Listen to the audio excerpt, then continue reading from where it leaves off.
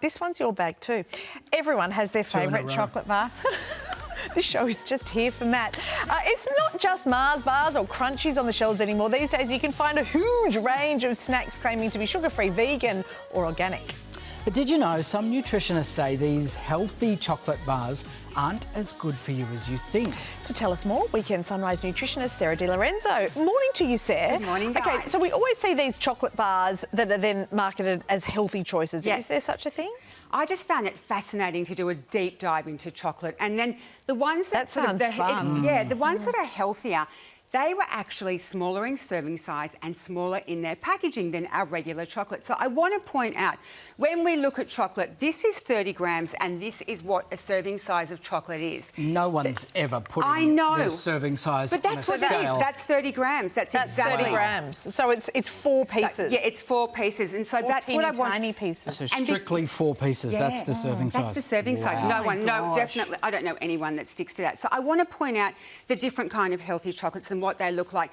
Given that their serving sizes are different, I'm going to do it in 30 grams. So when we look at organic chocolate, that's great, but the sodium's lower, but their serving size is like 13 grams. When you look, I found these ones really fascinating, the no added sugar.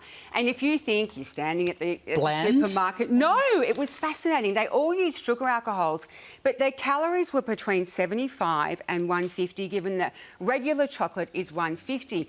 They had, what I did find interesting was they had higher amounts of sodium in them as well as higher amounts of fat but less sugar. So it's not really a great option. Now, we have these gorgeous ones that are really expensive, and what I did find about them is that they are low in sodium, but I also, interestingly, they have more expensive packaging. So there's ones that you'll find over $10.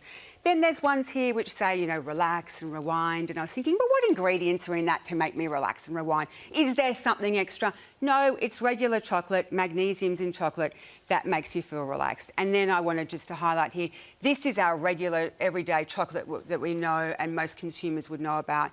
180 calories on average. All of these ones sit anywhere between 100 to 180 per calories. Serving size or for the whole? Per serving size, per 30 grams, but they are higher in sodium. Checking.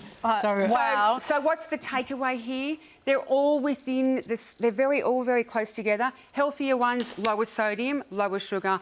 The unhealthier ones would have higher sugar, higher sodium, but the healthier ones have higher fat. And it comes down to price point and taste.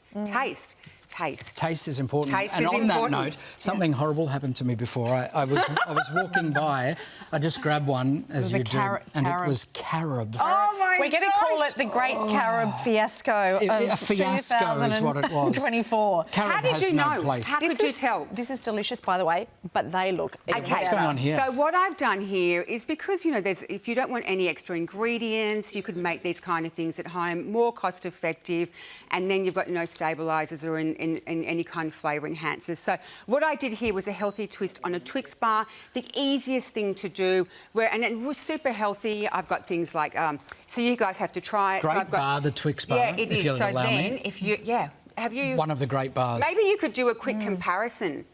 So then, so then strong it's on just peanut butter. Yes. But lovely. Strong on peanut butter. And then I've got like maple syrup in there, as well as I've got a little bit of coconut oil. And then over here, I've done my healthy twist on a Ferrero Rocher. Oh, another great snack. Okay, so these here, one of my... Okay, so what do I do with this Ferrero, basically the easiest recipe to make is just a few ingredients. Date's the only sweetener in here. So I've got date, cacao, I've also got in there a hazelnut in the centre, some dark chocolate, and then Okay, what's the verdict? How did I go? Okay, date is an excellent substitute. For a sweetener. Dark chocolate, you lose me a bit, but I see where you're going for health. Yes, yeah, I love dark chocolate. So there's something different, and that takes about 15 minutes to make. It's the easiest thing to make, honestly, when you make your own Ferrero. How many could I eat? One. She's going to say if we were to weigh that and look at it, it would be, what is the weight? I'd never 22. weigh it. 22. You could have 1.5 of them. See, that's okay, 1.5, but look at how much bigger that is. Yeah, look at that. And you've made it from scratch. And there's no added sugars, there's no sodium. You could have that. You could have those too. And have that as a snack. Great job. We're going to put all the recipes over on the Sunrise website. Outstanding work as usual. Thank you very much. Thank you. Delish. Can you? Yep.